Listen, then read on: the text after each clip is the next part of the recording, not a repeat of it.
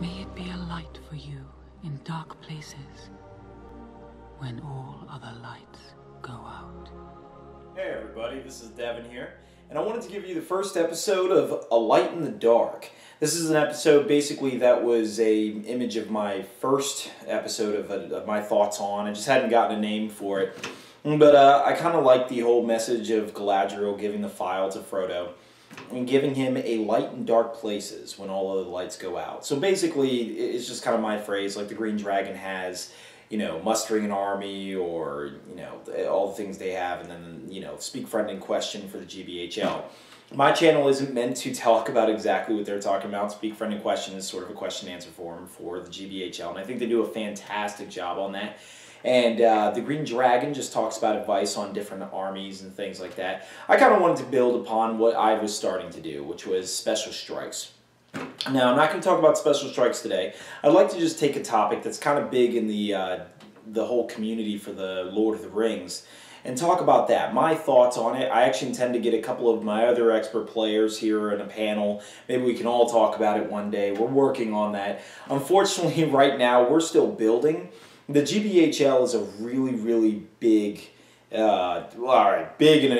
a vague way. They have like 4 guys doing what I kind of do by myself. Well, we have Alex building the terrain for us, and we're extremely grateful for that. But unfortunately, as for a lot of our other guys, they don't have really the time that I have to invest into this and to bring this hobby back into life. And that's really what the DCHL is about. We're here to bring this back to life, and so I want to keep putting out content, keep putting out stuff for new viewers, for new beginners, and maybe even just other expert players to kind of teach me something. I get taught stuff all the time, every single day. So I'd like to give my thoughts on everything and see how you guys like it. So for my first topic on A Light in the Dark, it's going to be monsters. Monsters is kind of a big subject today. They are huge. The One Ring is kind of up in an uproar. A user named James R actually kind of mentioned a kind of a really, really tricky tactic, actually. And I've heard a bunch of them. I've heard of a lot of different weird wordings on the rule of monsters, and a lot of newer players are okay with monsters, kind of, but they don't really know how to defeat them. And a lot of older players who are more experienced with the older rules of monsters think they're just way overpowered. Me personally, I don't think they're way overpowered. Back in the old day, monsters were way underpowered. In fact, they were pretty much useless. Anything other than a cave troll, and most people didn't bother taking them. In fact, a Balrog was considered the biggest point sink in your army due to the fact that he just was huge amount of points. I can't say the points cost on this video, but he's a huge amount of points, and he would never make your points back. Never. There was no way almost any monster could make their points back. So in the Hobbit rules, we started to see a new set of rules for monsters, and it was a huge change, probably the biggest change other than magic that was done to the Lord of the Rings.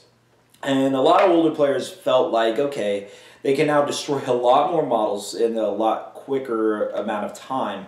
And personally, I think this was appropriate. I think this was extremely appropriate for monsters. Monsters were not worth it before. So the big question is, did they become too powerful? The general consensus on this, in my opinion, is no. Most expert players don't feel they've become really too powerful. They don't think they've become unstoppable in any way. They become just right in most manners speaking. So let's talk about, okay, how are monsters better at this point? How are people using monsters today? And, well, mostly it's the hurl rule. That's going to be the biggest rule, number one. The hurl rule not only has the most controversy behind it, a lot of people have different interpretations of how it's read. Unfortunately, the main rulebook has 2 different interpretations of how hurl works. First off, there is an FAQ online, an official Games Workshop FAQ. This pretty much handles exactly how to have, deal with hurl. And basically, you take the difference of the strength of 2 models whenever a monster wins the fight, and then that monster rolls a d6 and hurls them in a direction of his choice. Where as of right now, at the time of making this video, the monster can hurl them at any part of his base, which some say is kind of broken. In my opinion, this is basically picking up the model, simply turning around and tossing him. I don't see really how logically that doesn't play into it, but I can understand from a rules perspective how limiting that might be a good thing. I still think, though, then that just means players with monsters are going to maneuver their monsters a little bit differently, and they're going to still get their hurls all in the right places. When we look at hurl, the reason I don't feel it's really all that broken is the fact that hurling really doesn't kill all that much. It's strength 3 hits. Now, a lot of people want to compare this to Sorcerer's Blast. I think this is the biggest comparison. So what do we got with Sorcerer's Blast? We have a spell that must be cast, so there's a certain point of failure at that point. Generally, the spell is cast on a 5-up. Now, the exception being Gandalf the White and Saruman, the good Saruman, they cast it on a 4-up. So, but you have a 50% fail rate.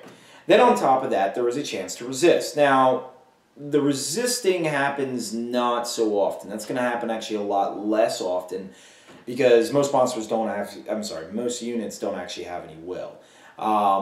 Now, the good thing about the Sorcerer's Blast is that it has a range on it. It has 12 inches, whereas a monster's hurl ability needs to be in base contact. So if you don't want a unit to be hurled, then you simply just get it out the way of a monster.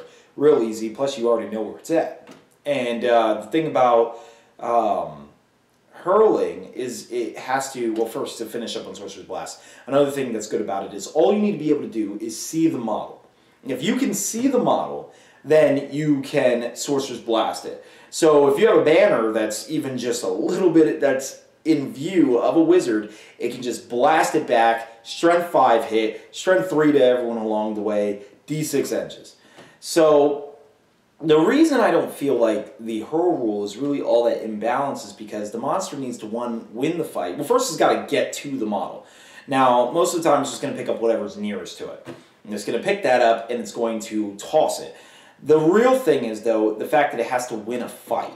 Sorcerer's Blast, yes, 50% failure rate. I understand this. Most wizards do have a lot of, they have re-rolls now with the new Saruman, or they get the Staff of Power, which allows them to mitigate the amount of will they're really spending. So you can spend 2, 3 will. Generally, you're getting it off every single time you want to cast it, very rarely failing the test, because most people are rolling 2 dice to do it. But regardless, it is still technically a 50% fail rate, so I'll give it to that. But monsters have to win the fight, and I think that's actually one of the first weaknesses of the monster's hurl rule, why I don't think it's broken.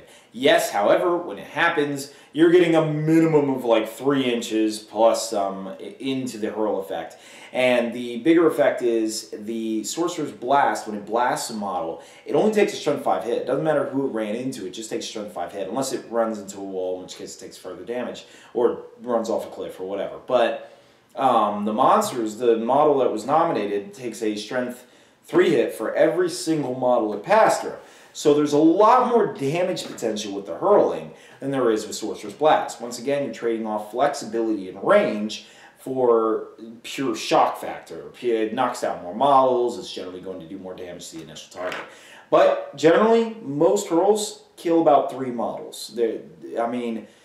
It kind of depends. If you're fighting against Goblin Town or Wood Elves, you're going to kill a little more models, in fact far more models than you will against, say, Dwarves. You're not going to kill as many there. And even all the little middling ones, Defense 5 and Defense 4 both need a 5 to wound. So you're going to lose about 2/3 of your hits. You're going to knock them down, but you're not going to kill. You're only going to kill 1/3 of the models you're going after. So this is ultimately why I think that the two are really balanced. But this is what monsters are going to do. This is what makes them most effective. Most people are going to throw them into formations.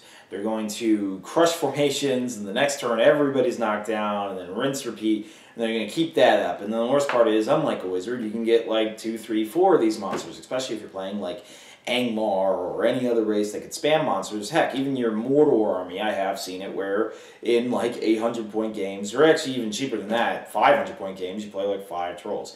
Granted, this is only really worth it in like 2-to-death scenarios where you're actually just out to just beat your opponent into the dust, but it is possible, and people kind of can get annoyed about it. So the other 2 abilities, Rending and Hurling, make people a little shocked, and when, like, say, King Dane is just ripped to pieces, and it wasn't kind of expected. And Barging, I said Rending and Barging, those are the other 2 moves. Those aren't as big a deal. A lot of people are okay with them. It's generally just hurl.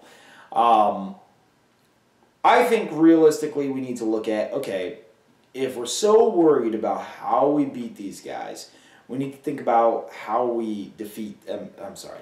If we're so worried about them beating us, we need to worry about how we defeat them.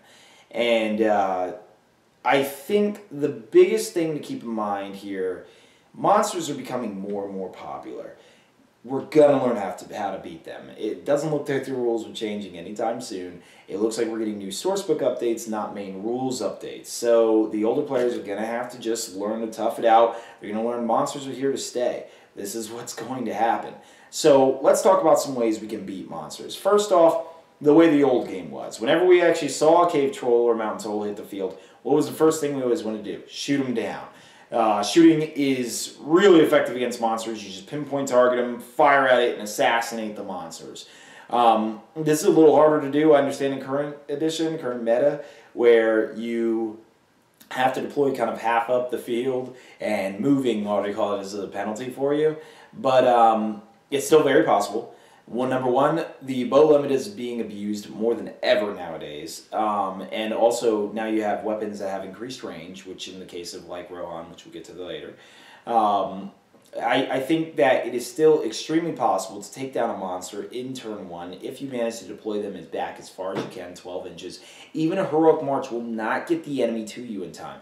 Generally, monsters are so massive that getting an in the way roll is not going to happen a lot of times. Yes, they could just put them in the back of the formation.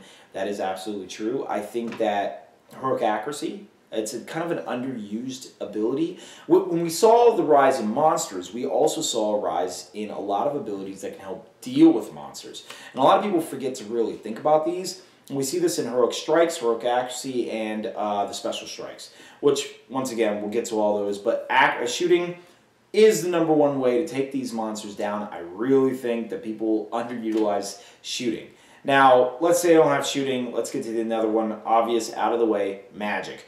Transfix, command, you know, all those, yes. I think actually even more so than transfix and mobilize and all those is Nature's Wrath and Call Winds. These two abilities are able to knock monsters to the ground where you can double your strikes against them. And even if you lose against the monster, nothing happens. They can't use the hurl rule. They can't use any other rule. This is the best way to defeat them. I think that a lot of these spells are catered towards certain races, most specifically, obviously, elves.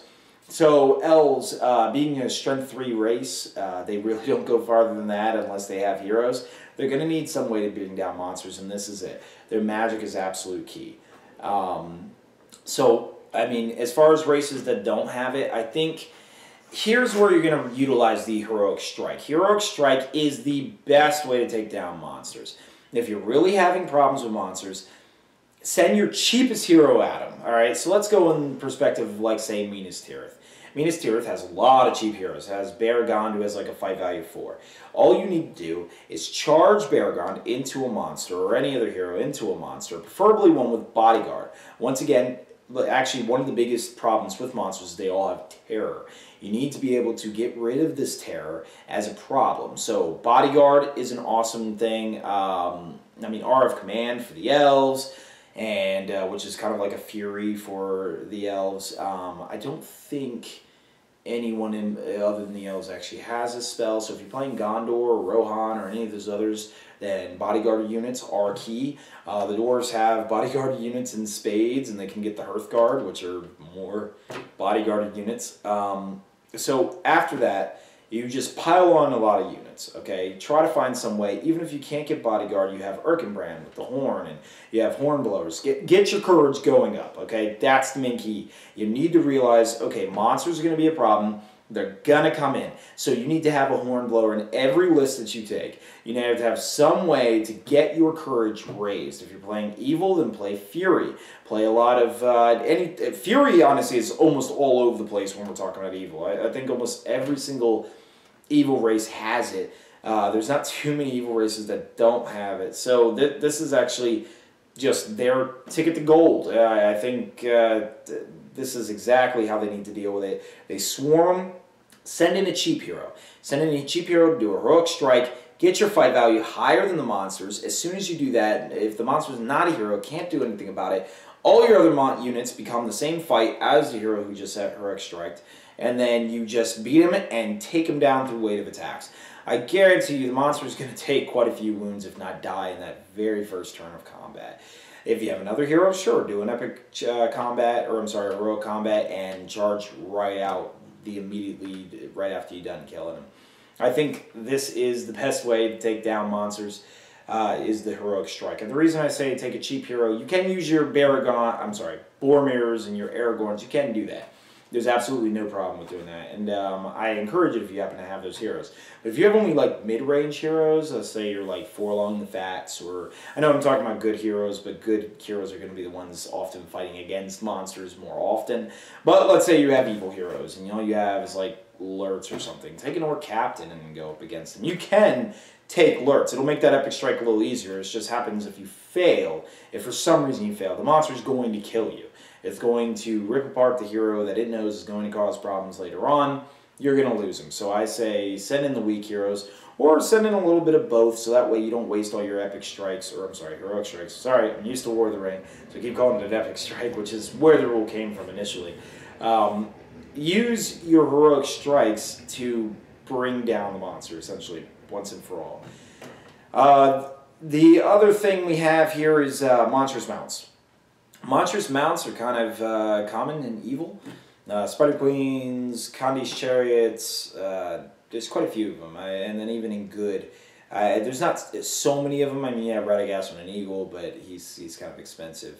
Other than that, I'm not thinking of any right now, but if your race happens to have monstrous mounts, that's another way to deal with them. Nazgul, if you have a Nazgul on a Fell Beast, then there you go, just fly them right in. Obviously, you can do monster on monster. You can figure that one out, but those ways I just previously mentioned are the best ways to do it. I think you should always, as a recap, take lots of courage boosting stuff. You need to do heroic strikes, take shooting, and take magic if possible. I think these are the best ways to do it. Now, what if you don't have a lot of that stuff? You can ignore them. There is the whole strategy of you normally have to bring your opponent to 25% to win.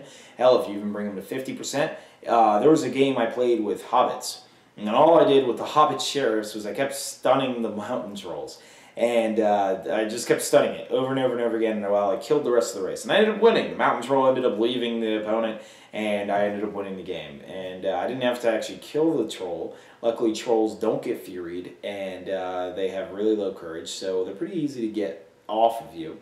And this actually goes into special strikes as well, with the effect that I'm talking about stun.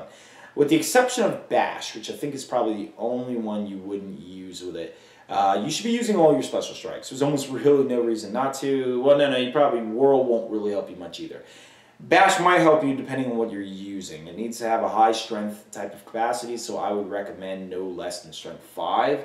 But it'd be hard to find a strength 5 or higher model that has Bash. So other than that, axes, swords, and stunnings, do them over and over and over again. This is the best goal that you have. Now, I don't condone changing your model's weapons to fit whatever it is you want them to have. Don't do that. I don't want to see what else with axes. But if you happen to have axes, say like with dwarves or something like that, then absolutely go ahead and just strike him with everything you've got, because pretty much that's how you take a monster down. They're honestly not incredibly hard to kill. Defense 7, yes, Defense 7 is tough. You need a 6 on pretty much almost everything you throw against them. But with a weight of attacks of that many, all you need to roll is to sit. If you get about, I'd say 15 dice, which I know sounds insane, but if you're surrounding him, you should have around 15 dice, then you should be able to kill a monster. You should get enough 6s to do so. So I think that's honestly the best way to deal with them. Let's talk about, like, all right, let's say you don't have some of those races that have, I don't know, some people are concerned about, say, some of the weaker races against monsters. Some races that fear them are, like, say, Rohan. Rohan actually now has access to a new weapon that actually was not available to them before monsters. The monster rules came out, which is throwing spears. The throwing spears were 6 inches before, now they're 8 inches. Most monsters have a 6-inch range. Rohan's got to play a finesse game. Throw spears, all right? Yes, I know the movement penalty is like, oh, well, he won't be able to really do it because of the movement penalty, blah, blah, blah. But honestly, just keep throwing the spears. Keep throwing them until the monster takes 1 or 2 wounds, and then charge right in. This is honestly the best way that Rohan's got to be played as a skirmish force when dealing with monsters. You just have to play them that way. Also, they get 100% bows now. Once again, with the old thing that I just talked about, shooting. Shoot the monster down. If you just start in the back, if you don't start in the back, let's say you rolled poorly and you gotta retreat to the back. Okay, it doesn't matter. You move 10 to 12 inches depending on what you're feeling, and you just fire the monster down to the ground.